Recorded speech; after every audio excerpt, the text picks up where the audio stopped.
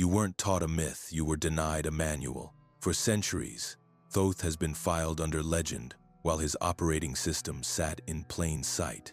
Mind as the first tool, frequency as the tuner, ethics as the guardrail. This film distills 150 core teachings into keys you can actually turn. No incense required, just attention, breath, and clean intention. We'll move from idea to instrument, how thought patterns events, how sound and geometry tune state, how polarity, rhythm, and cause bring outcomes under law.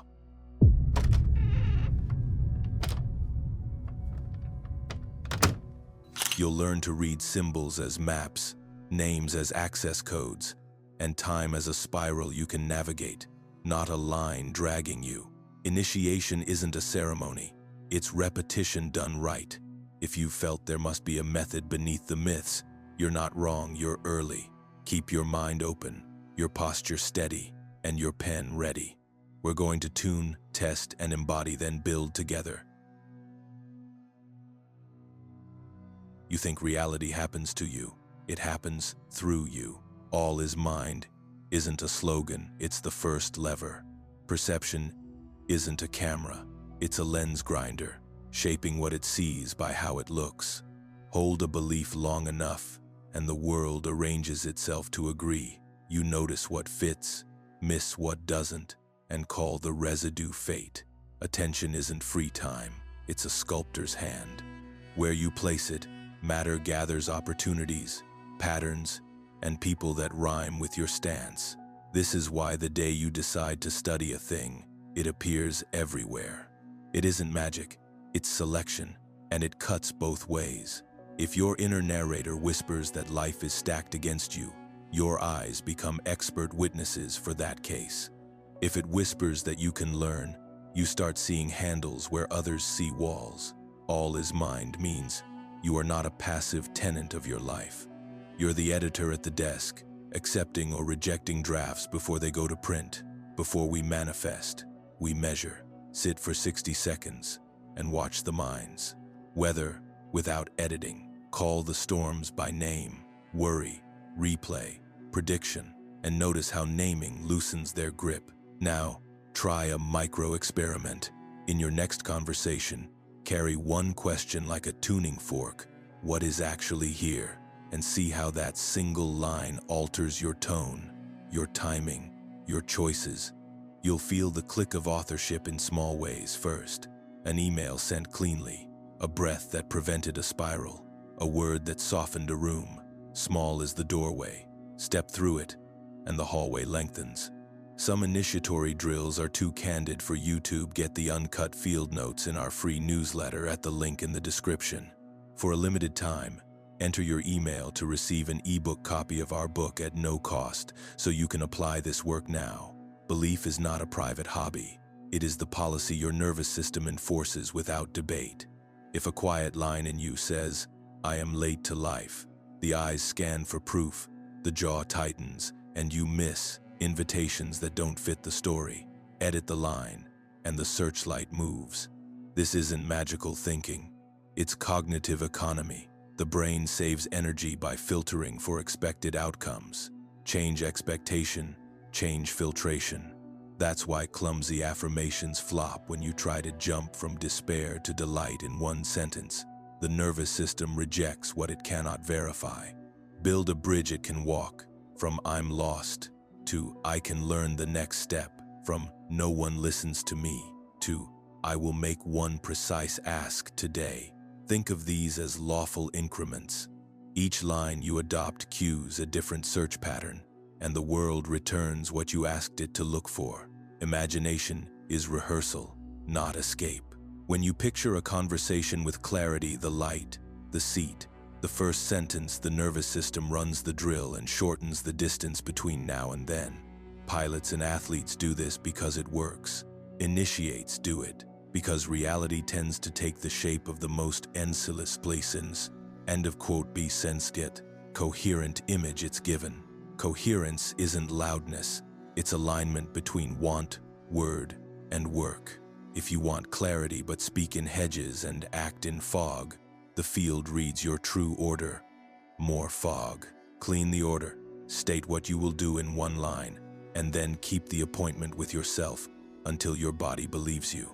That is how thought stops being noise and starts becoming direction. Guard your inputs. Minds take shape from their diet, and most diets are junk, outrage snacks, doom tickers, hot takes posing as news. Choose one stream that honors your attention and let the rest scroll without you. Replace background catastrophe with a quiet room and a plain notebook. When you remove the tap, signal returns. You'll detect a second mind beneath the chatter, quieter, slower, more exact. That is the witness. The witness doesn't argue, it observes, and observation alone begins to alter the observed. Watch long enough, and you will see how often the first thought is an echo, not a fact.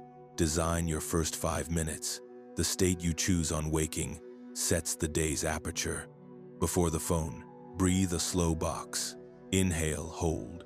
Exhale, hold each to 4, and watch your interior noise drop a level. Ask one orienting question: what is the highest quality thing I can do first? And write a single line. Then do that one thing before you let the world knock. Tiny, yes, but law-aligned. You are proving to your nervous system that mind can steer, and once it trusts that, it gives you the keys more often. Treat attention like currency. Spend it where returns compound. Learning, craft, relationships that sharpen you. Stop tippling it away on micro pleasures that leave no trace. Every choice broadcasts a tone to the field. This is who I am. This is what I will notice next. When your choices rhyme, reality has something consistent to meet. And when you inevitably drift because minds do return without drama, the return is the practice. The musician doesn't curse the note they missed. They find the pitch and continue. The point of this teaching is not to hide from the world in thought. It's to enter the world with a mind you can aim. Train perception and outcomes. Stop feeling random. Train belief and doors. Stop pretending to be walls. Train attention and time stops leaking. Do this long enough, and you'll see why the old texts are calm about fate. Law rules, and law is learnable. All is mind does not mean it's all in your head. It means the head, the heart, and the hand can agree long enough for reality to answer in kind. From here, we'll learn to tune that agreement to move from clear thought to coherent frequency, because mind is the instrument, and instruments must be tuned. Nothing rests, everything moves. Mind sets the aim, but frequency carries the arrow. State comes before story, which is why a calm person in a storm can make choices that chaos would have stolen. You've felt this on ordinary days. Breathe evenly, and the room seems wider. Rush your breath, and the world narrows and snags your shirt on every nail. The law here isn't mystical. Nervous systems entrain. Bodies borrow tempo from breath, voice, music, footsteps, and even the geometry of the spaces we live in. Learn to set your own tempo, and the world stops yanking you by the sleeve. Start with breath because it's the metronome you always have. Slow it a notch and thought unknots. Count it not mechanically but with care, so your attention has something simple to hold. Inhale as if you were smelling rain. Pause just long enough to notice you're full. Exhale like you're fogging glass. Pause on empty, the way a wave lingers before returning. Longer exhales tell the body that threat has passed. If numbers help, choose a small square: 4 in, 4 hold, 4 out, 4 hold, and adjust gently until it feels honest. The measure matters less than the coherence. What you are doing is giving your biology a steady drum so the mind can land. Sound is breath with shape. Hum and you'll feel the skull vibrate like a quiet bell. Pick a comfortable tone, no straining, and let it travel through the chest, throat, and face. You're not performing, you're tuning. Notice where the hum lands and where it refuses to go. Those skips are useful. They show stiffness, not failure. A simple drone beneath you, one steady note from a basic instrument or a free app, gives the mind a rail to ride. 5 minutes later, the day is different. If singing feels odd, speak a line you need to believe, and let the consonants ring. I will act cleanly today. Sound marks space. It also marks you. Geometry is frozen frequency. Watch a plate of sand when a tone is played beneath it. Patterns appear as if traced by a hidden draftsman. Those shapes aren't decoration, they're the signature of the note. Rooms do this to you. So do friendships, so do habits. Every repeated input draws a pattern in your field, and after a while you sit inside a shape you didn't know you were building. Change the tone, change the shape. If you work beneath harsh light and sharp corners, your nervous system primes for interruption. Soften one lamp, clear one surface, and you'll feel the mind release a gear you didn't know was grinding. Space has memory, so give yours a cue. Choose a clean corner and let it become a small, repeatable atmosphere. A plain cloth, one object that reminds you why you're here. A notebook open to the same page each morning. 3 breaths of the same shape before you write the first line of work. After a week, the body learns the cue and meets you halfway. That is what initiates meant by building a temple, not a building, a frequency you can reproduce on demand. Keep it honest. If a ritual hardens into compulsion, simplify it until it breathes again. Ritual is repetition with aim. It should release attention, not imprison it.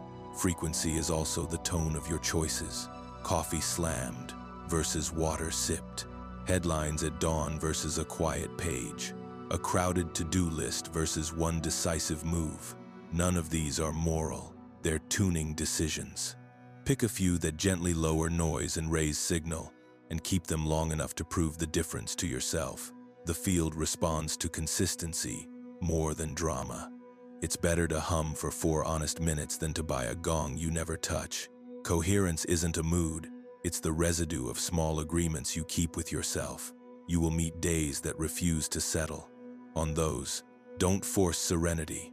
Choose steadiness. Walk at a pace that makes your mind follow your feet.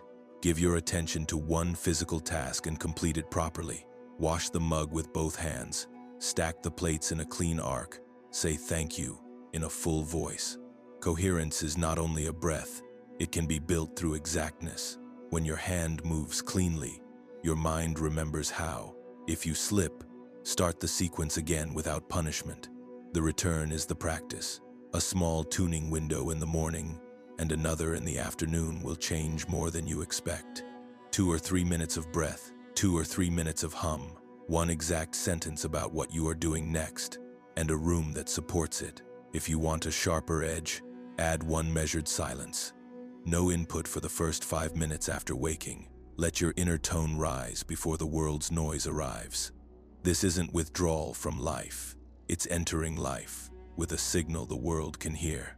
As you practice, you'll notice that people entrain to you as much as you to them. Your steadiness lets meetings land, tempers cool, ideas take shape.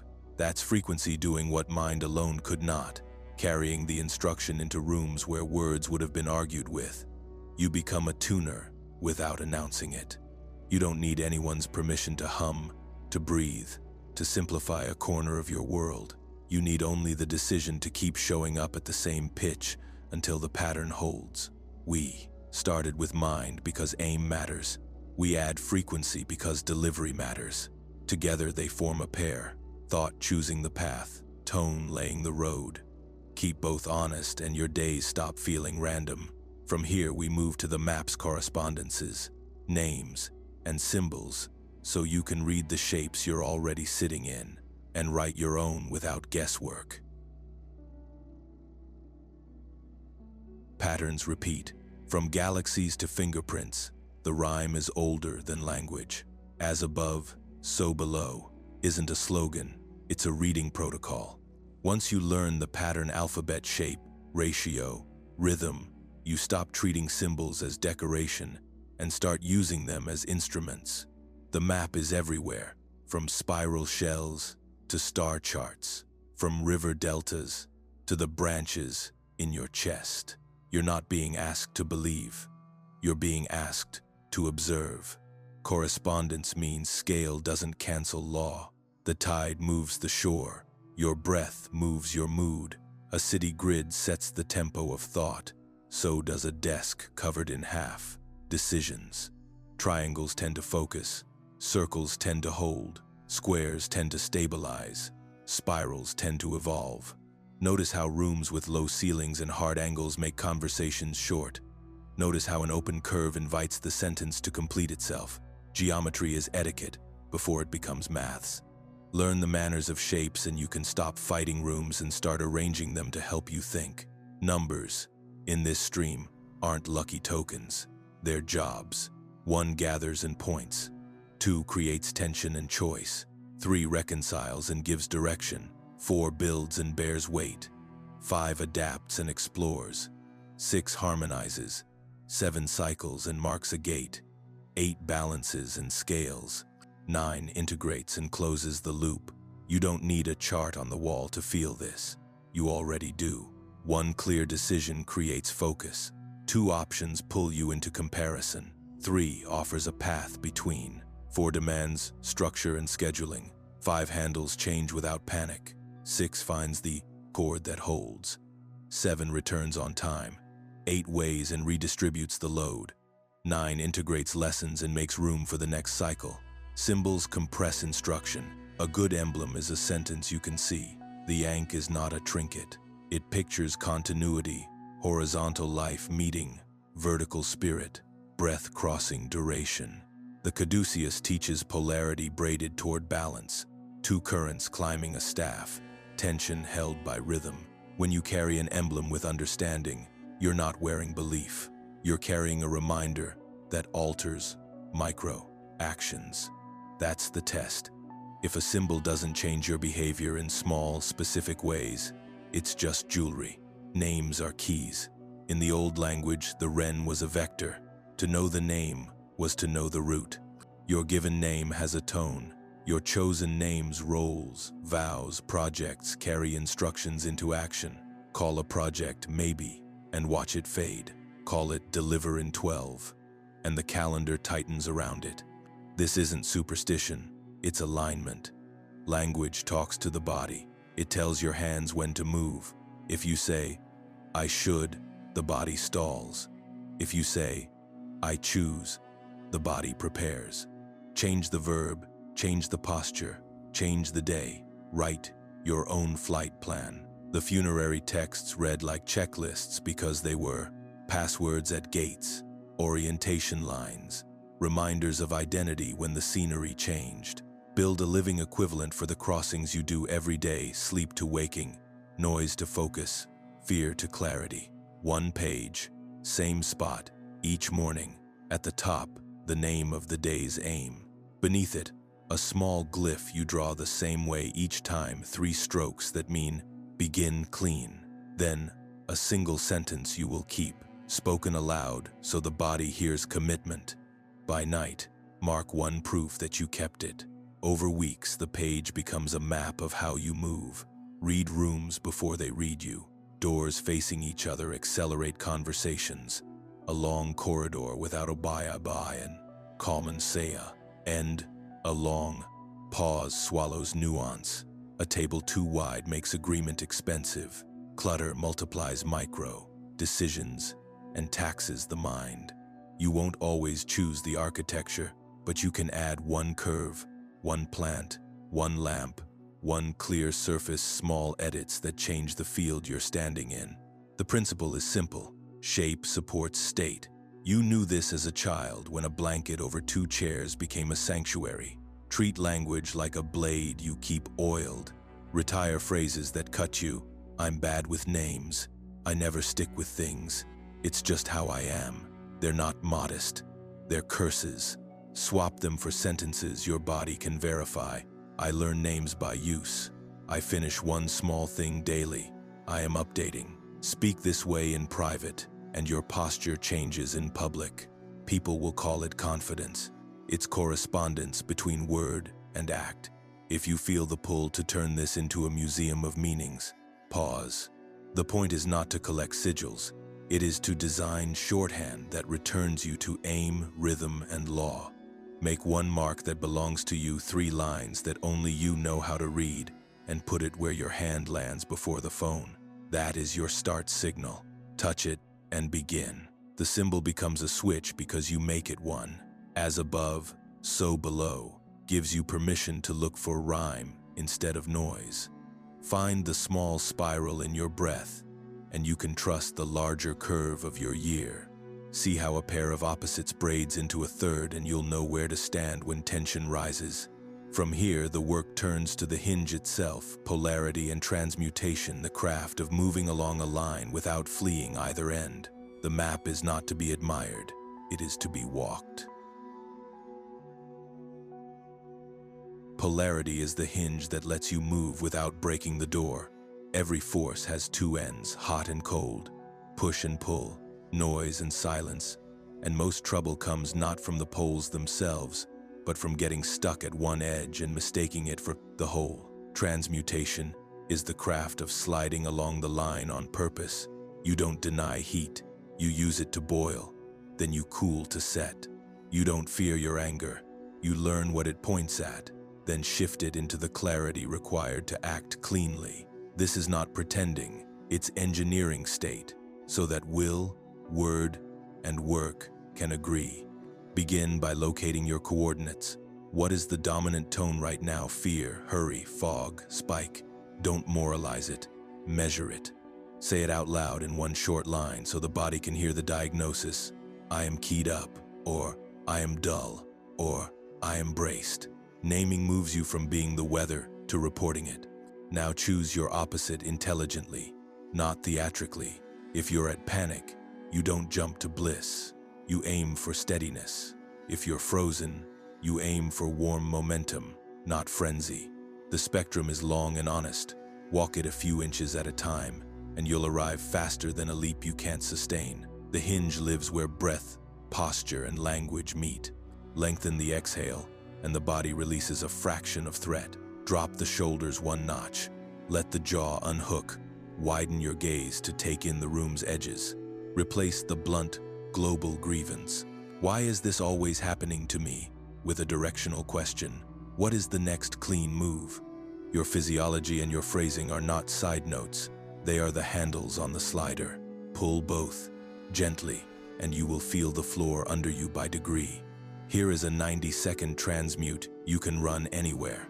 First 30 seconds, breathe a simple 4-beat box and describe reality in 1 sentence without adjectives. Second 30, pick the target state steady, present, clear, and speak the exact behavior that matches it. I will ask for a phone call at 3. Final 30, do 1 tiny physical act that embodies the new state stand. Drink water slowly, write the first sentence of the email, step outside, and feel air on your face. That's it. No special tools, no drama, just a lawful pivot the nervous system can trust.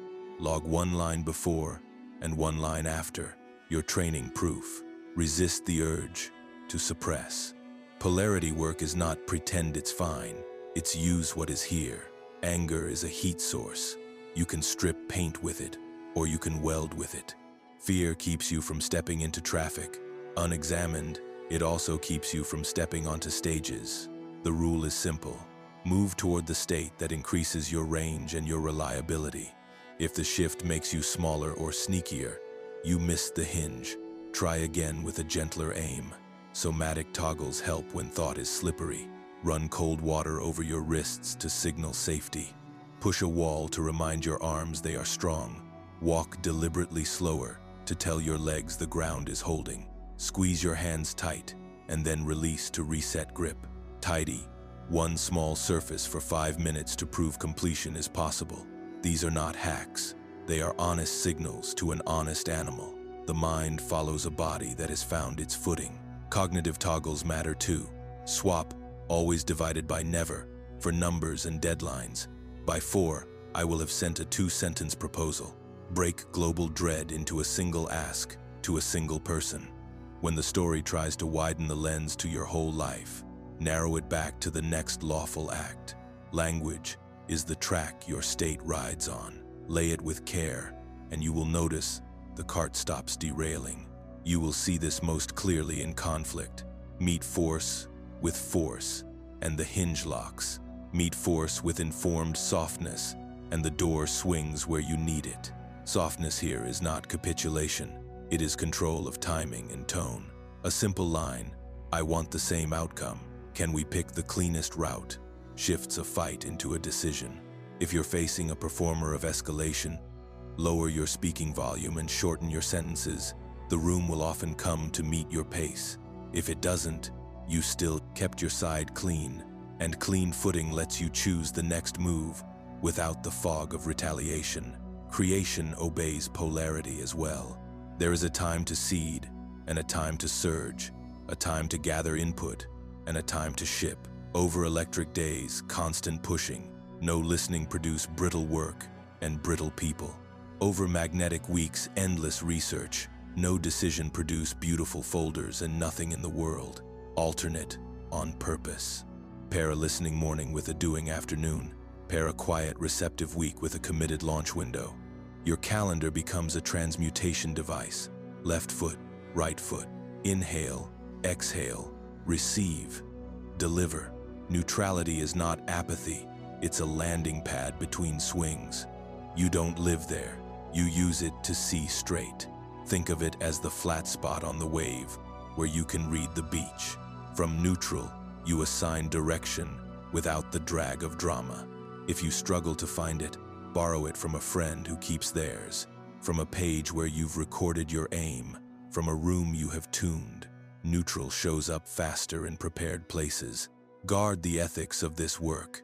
If you learn to slide without learning to aim, you can make yourself persuasive for the wrong reasons. Polarity without conscience is performance. The older streams pair transmutation with service for a reason. Power wants a job. Use the shift to tell the truth more cleanly, to keep promises you have made, to refuse what is not yours without spite. The craft is not to win every moment. It is to keep the line of your life straight enough that others can trust its direction. You now have a handle that many people misplace. The question is no longer, can I change how I feel? But where on the line am I? And what is the next precise inch? Work this daily, and choice returns in places that used to feel fated. From here, we move to rhythm and cycles, the tempos that carry you, so you can stop fighting the seasons and start timing your strikes with the beyond tide.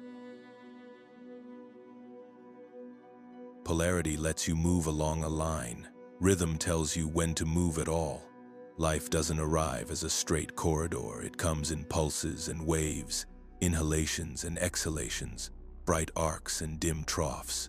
Ignore the tide, and you waste strength fighting water that wants to carry you. Learn the tide, and the same stroke takes you further with half the effort.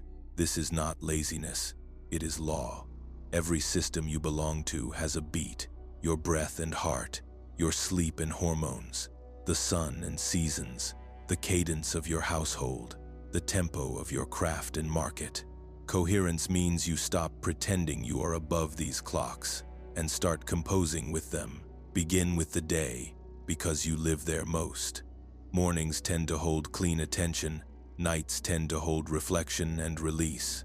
Many bodies carry a 90-minute focus arc, an ultradian swell of alertness, followed by a natural dip. If you try to sprint through the dip with caffeine and contempt, you get the hours, but not the quality. Pair each focus swell with a deliberate exhale, 5 to 10 minutes where your eyes leave the glow, your neck releases, your breath slows. Call it a reset, not a reward. You are paying maintenance to the engine you intend to drive all day. The surprising discovery isn't that rest helps, it's that rest shortens the time between good work and more good work. Zoom to the week. You'll notice that 2 or 3 days carry weight more easily, often midweek, while another day feels like wet rope. Stop judging the rope. Design for it. Make your green days the home of your hardest moves. Place negotiations, writing, solving, shipping there. Give your red day, the jobs that still matter but draw less cognitive blood. Filing, errands, batching small decisions, preparing materials your future self will need. If you like a third lane, call it amber. and use it for collaboration and review. What you are doing is simple. You are matching work to window. So, momentum compounds instead of leaking. Seasons are not metaphors, they're instructions. Spring is for seed starts, experiments, first promises. Summer is for build sustained execution and stubborn consistency. Autumn is for harvest and evaluation, close the loop, take the measure, pay your debts, say thank you in public. Winter is for repair, tend the roots, relearn the instrument, let certain things die. Many burn out because they demand summer from their body in deep winter. If your inner weather is cold and quiet, don't force a festival. Plant bulbs. If it is bright and fast, don't hide behind planning. Ship. When you treat each season as a co-author, guilt stops stealing the hour. You can time small things inside big rhythms, the way sailors read local wind inside a dependable current. A focused morning inside a building month, inside a harvesting quarter, is not superstition, it's scaffolding. Your calendar becomes a metronome rather than a jury. Give it lines that help. Name each week's aim in a sentence. Mark one green block per day, where permission to do the real thing is non-negotiable. Ring one weekly review, where you look forward and backward soberly. Consistency is not doing everything. It is doing the right few things at the right tempo, for long enough to get compounding on your side. When in doubt, pass decisions through 3 gates. Readiness, window, dose. First, are you resourced? Not in the mood resourced. Have you slept, eaten, moved, breathed enough to do this well? If not, fix the smallest missing piece you can now. Second, is the larger window open? Trying to pitch at midnight or plant in frost is heroics without harvest. Choose a time when the people and conditions can actually answer you. Third, what is the right dose? Too little and the signal won't cross.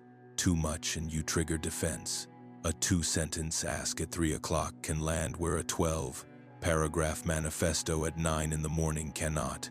When the gates align, effort feels like click, not drag. Ritual belongs to rhythm because it straps small habits to predictable beats. Anchor certain actions to moments that always occur.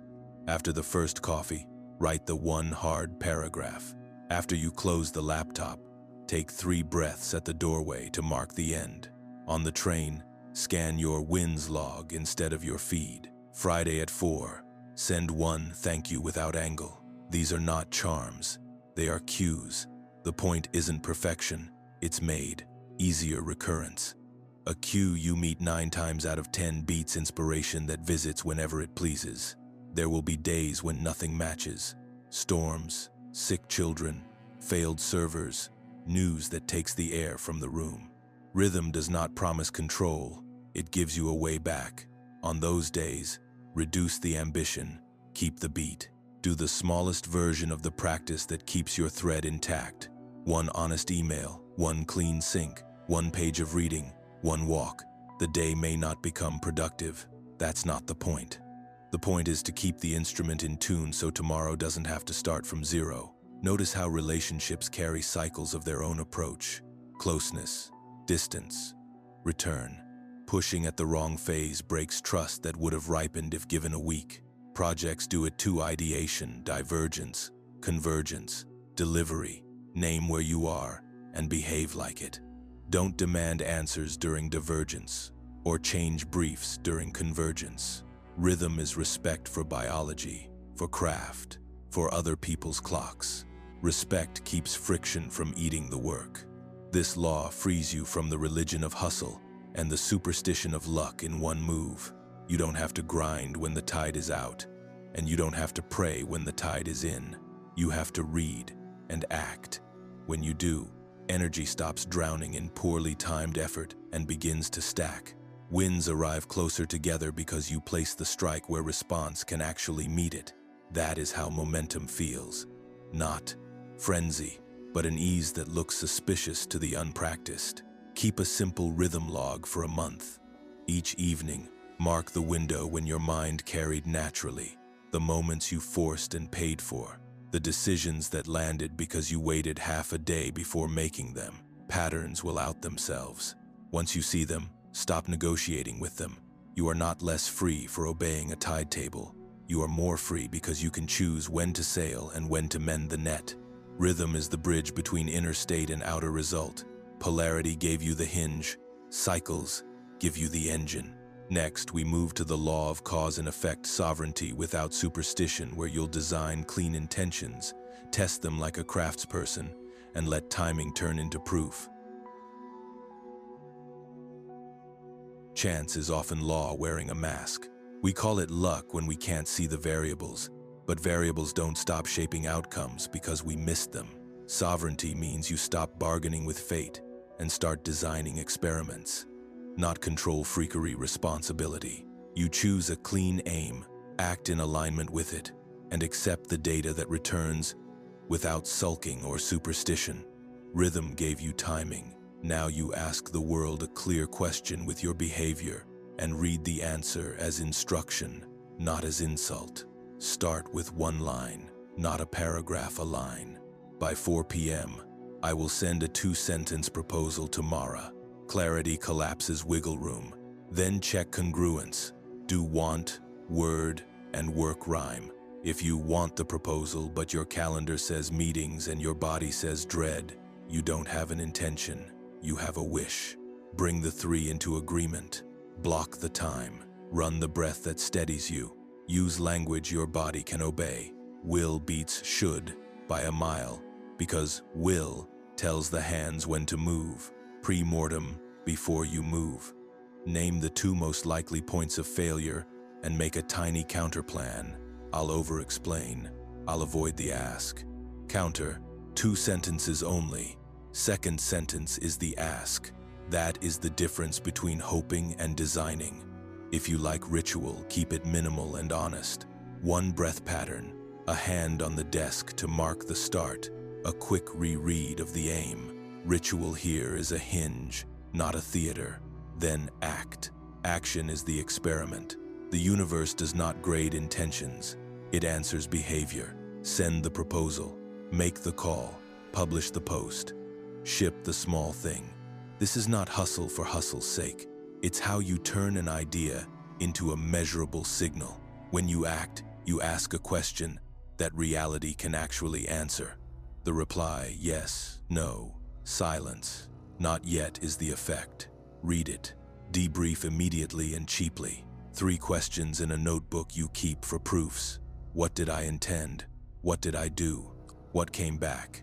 If the outcome was clean, name the variables that likely carried it. Aim, window, dose, method. If the outcome missed, adjust 1 variable and repeat. Don't change 5, change 1. That's how you learn which lever moved what. The proof book becomes your defense against both magical thinking and despair. You stop telling yourself stories and start showing yourself evidence. Signal versus noise is the daily fight. A friend replies late because their child is ill. That's noise. 3 prospects go cold after you bury your offer in a 10-paragraph hedge. That's signal. Learn to separate the 2, and you reclaim energy that used to drown in self-judgment. You're not cursed, you're under-signaling. Trim the hedge, make the ask visible. Craft beats drama. Run A divided by B like a craftsperson. Version A, same offer at 9 a.m. with a crisp subject line and a 2-line body. Version B, 3 p.m. Same content, different subject line. Keep the tone, change the window. Or keep the window, change the dose. Or keep both, change the method. Voice note instead of text. Calendar link instead of when works. You're not begging the world, you're learning its levers. Accountability is part of the law. If you promise yourself 2 outreach messages before lunch and deliver 0, the field reads your true order. Ignore my words. Results won't trust you because you don't. Fix this without self-hate. Make smaller promises and keep them like vows. Trust returns to the system that keeps its edges. People will call it luck when your edges begin to hold. It's actually compounding congruence. Superstition is what rushes in when measurement leaves. Mercury is in retrograde, so my email bounced. Maybe. Or maybe your ask was vague and your timing rude. Respect the sky if you like, but don't outsource craft to constellations. Law here is humble. State your aim, act cleanly, read the effect. Repeat until you can predict your own reliability. Mystery remains. Laziness leaves. Ethics ride shotgun with this power. Cause and effect will let you become persuasive. Don't use it to trespass. Clean offers, clear consent, visible boundaries.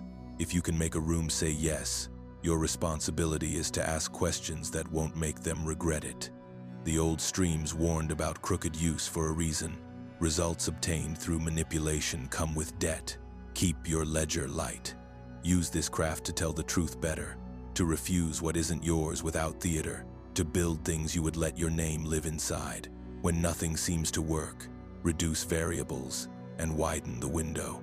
If your message keeps missing, try the smallest possible ask and send it when the other person can actually answer. If your energy keeps failing, check the 3 gates again. Readiness, sleep, food, movement, window. Are they available? Dose. Is your signal too faint or too loud? Sometimes the law says, not yet, because your system is winter and you're demanding July. Plant bulbs. Stop calling delay a curse. It's a season. Tracking is unromantic and holy. Keep your proof notebook alive. Date, aim, action, effect, adjustment. In 2 weeks, you'll see that Tuesdays at 11 land more often than Mondays at 9. That short lines beat essays. That one person always delivers when asked clearly, and another never does. Act accordingly. Sovereignty is partly the courage to choose reliable partners and let the rest go without a sermon. A final loop to memorize. Aim, act, audit, adjust. Say it out loud. Write it at the top of the page. This is the craft that makes manifestation stop being mood and start being method. Not because you bent the universe to your will, but because you put your will, your words, and your work on a line that law could answer. The world is not obliged to meet a vague wish. It's surprisingly generous, with a precise request made at the right time, in a tone that carries. Rhythm taught you when to move. Sovereignty teaches you how to move cleanly and read what that motion returns.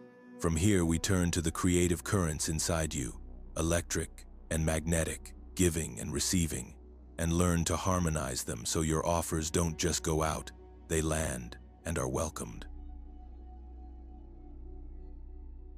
Creation needs 2 currents, and you carry both. Call them electric and magnetic if you like. Give and receive, assert and invite, seed and gestate. When only one runs, work becomes brittle or stagnant. Too much electric and you push until the world hardens in self-defense. Too much magnetic and you research, refine, and wait while your chances sail by. The craft is harmonizing the pair so intention moves outward with pace and returns with substance. Hermetic writers called this gender, not as biology, but as function. The engines of projection and reception living in every person.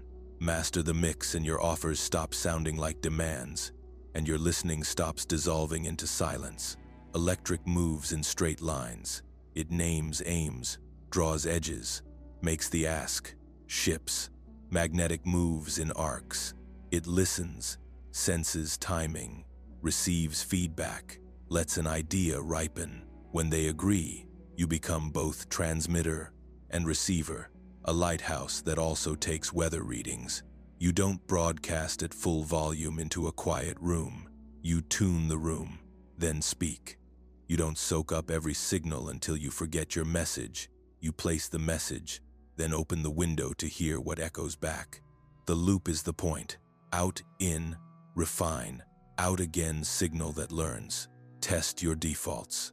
Some wake charged, decisive, hungry for action, then crash by noon because nothing in them knows how to absorb response.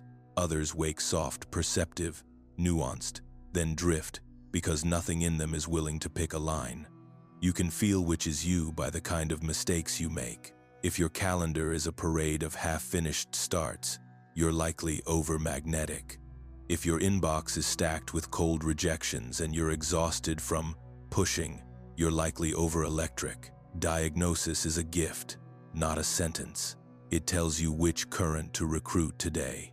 Court electric by giving your day a shape. One line for the aim, one concrete ask you will make, one promise to ship something that can be seen. Shorten your sentences when you write. Use verbs your hands can obey. Draft the opening and send it to Asha by 3. If dread rises, remember cause and effect from the last chapter. The world answers behavior, not courage. Put a small outcome into the world and let it stand. The point isn't heroics. It's a measurable signal the field can meet. Court magnetic by making space for return. Before you reach for more, sit with what came back and listen without defense. What landed? Where did the timing miss? What did people actually need, rather than what you hoped they'd applaud? Practice receptive presence with small things. Chew slowly. Hear a friend to the end of their sentence. Watch one cloud all the way until it leaves the frame. Carry that ability into your craft. Read replies before arguing with them in your head. Collect the data from the no. Notice what the maybe is actually asking for. The body learns reception by repetition the same way it learns projection. Breath and posture help you balance. For a day you want more electric, stand taller than your mood. Place your feet a little wider. Breathe with a firm exhale and let your voice drop half a note. For a day that needs magnetic, soften your eyes. Let your shoulders fall. Lengthen the inhale slightly and allow the exhale to drift longer than you planned. You are signaling your organism which current to bring forward. The mind will follow a body that's been politely told what today is for. Relationships show you this law without textbooks. Two over-electrics collide and call it chemistry until they burn the room down. Two over-magnetics adore each other's sensitivity and talk for years without choosing a life. Pairing isn't about roles, it's about rhythm. Take turns being the spear and the bowl. If you usually lead the conversation, ask a real question and stay quiet for the answer. If you usually listen until you disappear, state the point you've been sitting on and let it ring. Boundaries are part of this harmony, not walls to punish, but lines that keep the current clean. What you will give, what you are willing to receive, and on what terms. Creative work is a courtship. Ideas rarely respond to interrogation. They respond to invitation, followed by clear action. Spend a portion of your week gathering reading, walking, speaking with people who sharpen you, and a portion committing choosing a direction and producing something that can be tested. Alternate deliberately. A morning to invite, an afternoon to decide, a day to build, an evening to listen, a day to refine, a morning to deliver and thank publicly. The exact arrangement is yours. The alternation is the medicine. Over time, the rhythm becomes muscle memory. You open the window, you place the line, you open again. Notice how duality lives in your language. Electric words cut a path. Choose, send, ship, ask, deliver. Magnetic words widen the room. Notice, consider, receive, savor, integrate. A paragraph that begins with sensing and ends with deciding is a braid you can trust. If your speech is all edges, add one question. If your speech is all cushions, add one decision. The way you speak is the way you steer. When you encounter resistance, check the mix before you change the mission. If your launch meets silence, it might not be the idea. It might be that you skipped the listening phase and tried to force a summer in winter. If feedback floods you until you're paralyzed, it might not be that the world is cruel. It might be that you forgot to shut the window and make the next move. You are not at the mercy of these swings. Set a simple alternation on your calendar. 2 hours out, 1 hour in, 2 days outward, 1 day inward. Let the clock carry you back to center when mood will not. Beware the counterfeit forms. Performative scarcity dresses up magnetic as mystery and withholds until interest dies. Performative intensity dresses up electric as leadership and bludgeons. until goodwill flees. If you catch yourself rehearsing, either teasing what you don't intend to deliver or barking orders you haven't earned, stop, breathe, and return to the honest pair. Invite and act. You don't need to perform power when you're actually wielding it in service. Keep a ratio diary for a month. Each evening, label the day E divided by M. How much did you express? How much did you receive? What arrived when the mix was 60/40? What failed when it was 90/10? Patterns will show. You'll discover your best work lives at a particular tilt, and your worst arguments begin when that tilt is ignored. Adjust tomorrow accordingly. Balance isn't a static pose, it's continuous editing. Ethics keep this power honest. Electric without conscience becomes pressure. Magnetic without conscience becomes manipulation by withholding. Use the pair to tell the truth more cleanly, and to hear truth when it stings. Make offers people can decline without penalty. Receive no as information, not an injury. When you are strong enough to hear no calmly, your yes begins to attract the right company, and your field lightens of debt. There is a quiet joy in this balance. Work feels less like a siege and more like a conversation with reality. You leave a trace, then you let the world write back on it, and your next line is wiser because you read the reply. Day by day, the ratio becomes instinct. You wake and know whether to lean forward or to widen, whether to speak the line or to hold the silence that will make the line land. That is inner courtship complete. The two currents in partnership, serving a life that can give without depleting and receive without disappearing. From here we bend the frame of time itself, past and future, as layers rather than a line, so your creation isn't just strong and listened to, it is placed on a timeline that carries it. Time isn't a conveyor belt carrying you away, it's a spiral you are walking, each loop bringing you past familiar scenery at a higher or lower state, depending on how you've tuned yourself. You felt it, the same argument wearing a new shirt, the same chance appearing with a different face, the same hesitation staging an encore on a different stage. Linear thinking calls this coincidence or curses. Spiral thinking calls it curriculum. The lesson returns until it's truly integrated, and when it is, the path lifts a fraction and the view changes. This isn't fatalism, it's permission. If loops exist, you can close them on purpose. Memory isn't only stored in meat, it sits in your field as pattern and posture. Walk past the street where you failed and notice how the breath shortens before thought arrives. That's the loop asking whether you'll run the old script again. You don't fight it, you face it with a higher state. Re-imprinting is simple and serious.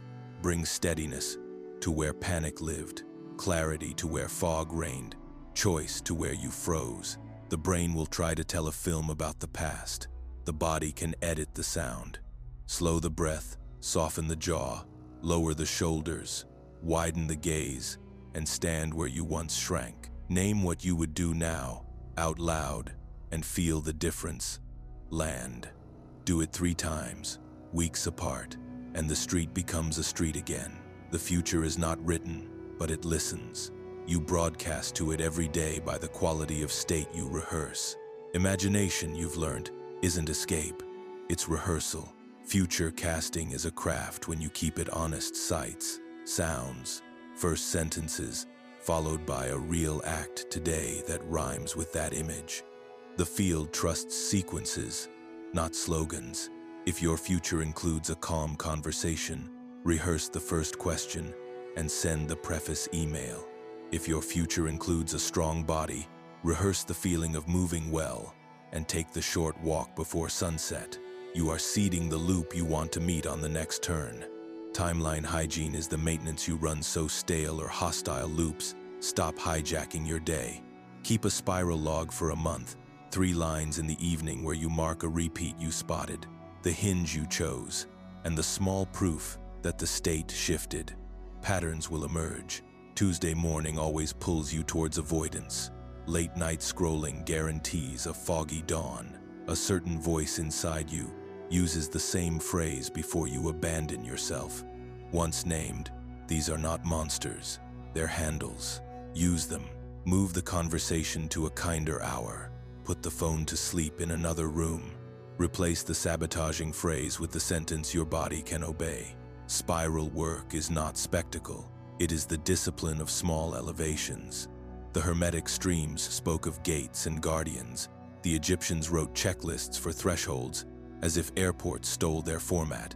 Take the hint. You cross thresholds, everyday doorways where identity can wobble. Waking, beginning, asking, refusing, ending. Build a small orientation for each. When you wake, one slow exhale, the day's name, the first clean move. Before you ask, one line that clarifies the outcome you're truly requesting. Before you refuse, one breath that cools the heat, one sentence that keeps the bond intact. Before you end, one act of closure, however plain a thank you sent, a page dated, a room returned to order. This is how you stop dragging old loops into new rooms. Now we come to the doorway that scares people into superstition: death. Thoth's crowd didn't treat it as annihilation. They treated it as a change of bandwidth, a crossing that benefits from orientation the same way every other crossing does. Fear shrinks life long before death arrives. The antidote isn't bravado, it's rehearsal, gratitude, and unfinished business hygiene. Rehearsal doesn't mean morbid fantasies. It means gently imagining the moment you hand the keys back, then noticing what asks to be done while you still hold them. Gratitude is the daily act that prevents hoarding and softens departure. Unfinished business hygiene is simple. Speak the apology you can honestly make. Grant the forgiveness you are strong enough to give. Name the projects you will not carry further, and release them without self-indictment. Memento mori isn't a tattoo, it's a lens cleaner. Remembering the end clears pettiness and sharpens generosity. It also straightens the spine of your days. If a week feels shapeless, imagine you had only 3 more of this version of life. What would you protect? What would you stop pretending to care about? What promise would you keep without delay? This isn't pressure, it's perspective.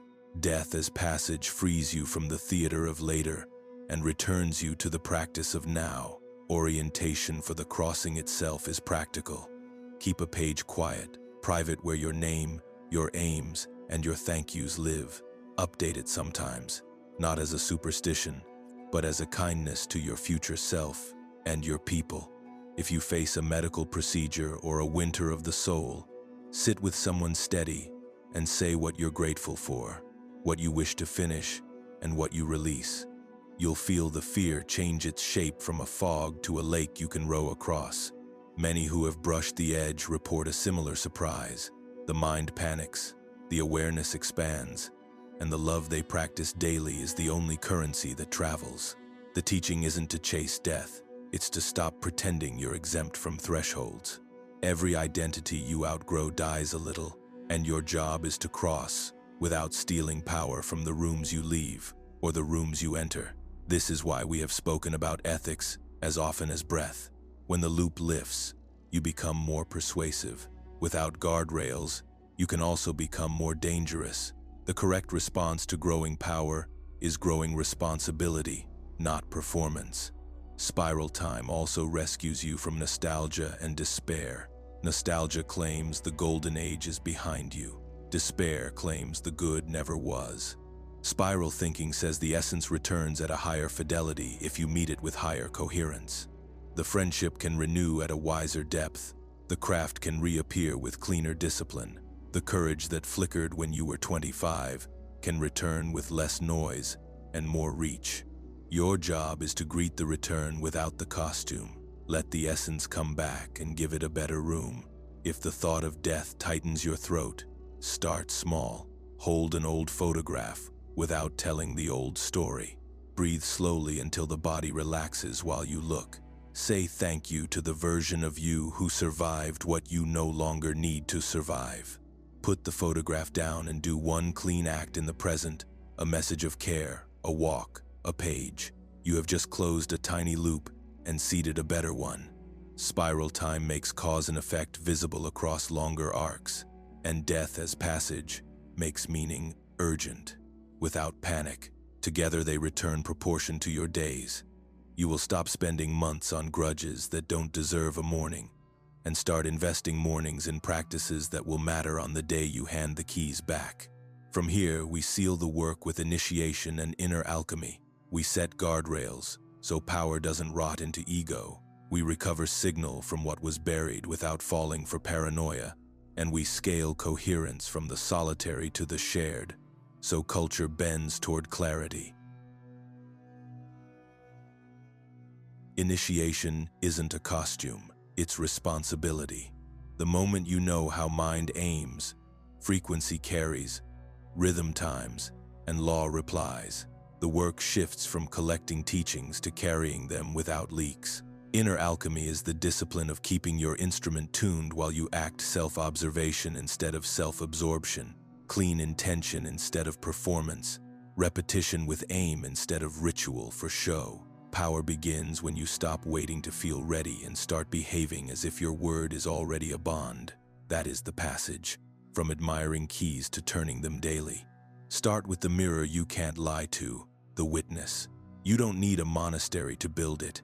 You need a page and a promise.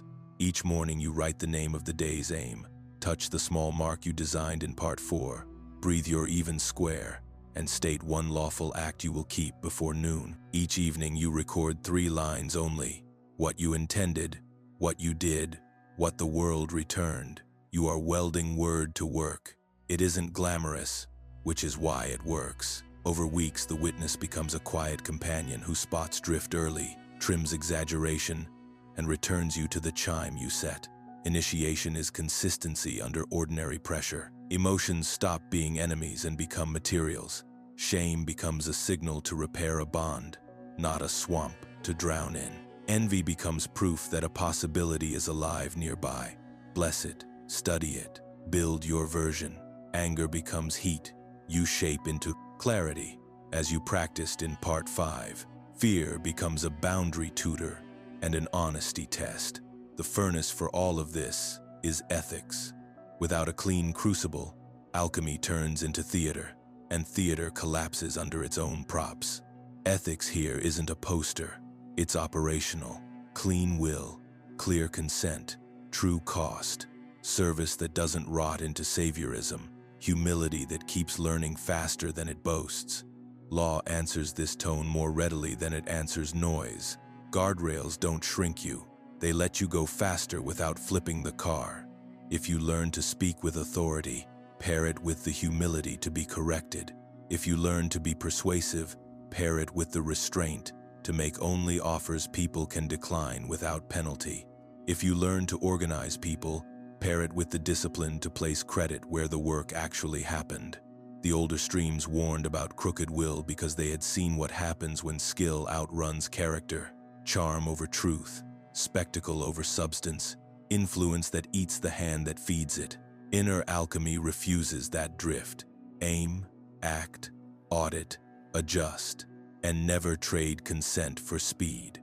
Buried, not lost, is the story of this corpus and of most clear things. Empires mistrusted free minds, priesthoods guarded gates, and certain modern institutions filed living methods under myth while selling new dogmas dressed as reason. None of this kills law, it only obscures it. Your task isn't paranoia, it's rigor. Triangulate. When a teaching appears, test it against lived results, cross-read it in neighboring traditions, and pass it through the ethics crucible. Keep what works, discard what doesn't, and refuse the performance of certainty when the data is thin. Receipts over rumors, proof over posturing. You are not a collector of shiny metaphors, you are a craftsperson of clarity. Names, symbols, and maps return here as living tools. If the Ren is a vector, choose names that move you, projects, roles, vows that pull the body forward when you speak them aloud. Call the thing deliver in 12, not maybe. If symbols are compressed instructions, place your 3-stroke mark where your hand lands before noise can. touch it, and begin. If maps are mirrors, keep the flight plan simple enough to obey on your worst day. Name the aim. Make one lawful act. Debrief. You were given keys. Now you are forging your own. The door that matters most is not out there. It's the one between intention and behavior. Open it daily. Coherence scales. A person who can keep a steady signal under pressure changes rooms without announcing it. 2 such people can hold a meeting that lands instead of spirals. 10 can stabilize a project that would have boiled over last year. 100 can turn a neighborhood brittle with suspicion into a place where children start to recognize calm as normal. This isn't utopian. It's physics at human scale. Build small circles with light rolls and clear cadence. Gather, tune, decide, act, debrief, thank. Agree your one lawful act per person and per week. Keep a shared proof log and let wins be public and specific. The bell that once moved you becomes your collective chime. Culture bends where money and attention flow. Spend like a citizen, not a metric. Fund slow media that respects your time. Buy from makers whose work you would put your name beside. Withdraw permission from engines that harvest outrage for profit. Teach children what you are learning with plain words and patient modeling. Don't sell them a costume, show them a craft. Make legal local things together. Gardens, study halls, skill swaps, quiet rooms, repair days. Pair your calendar to the season of your town. Pair your wallet to the crafts that keep it human. We aren't short on technology, we're short on coherence. Coherence grows where people keep promises in public. We can't publish everything openly, and algorithms won't deliver the next layer when you most need it. Join our free newsletter at the link in the description so you don't miss the field notes we reserve for initiates in practice. For a limited time, new subscribers also receive our ebook free to help you apply these teachings now. You have walked from myth to method, mind as instrument, frequency as tuner, maps as mirrors, polarity as hinge, rhythm as tide, law as craft, dual currents in partnership, time as spiral, death as passage. You now know enough to stop admiring keys and start using them. Start small, keep it honest, make one lawful act daily, and let proof replace mood. When you falter, return to the chime you set in the morning and begin again. One person doing this work is a light. Many doing it together is a field that changes what normal feels like. If you feel this on a deep level, comment, "I get the code."